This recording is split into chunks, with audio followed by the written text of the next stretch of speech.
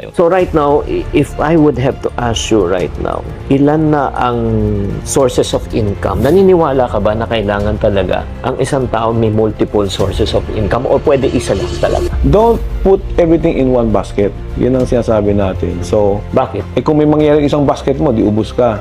Like, I'm in cosmetics. That's why I diversify to stocks.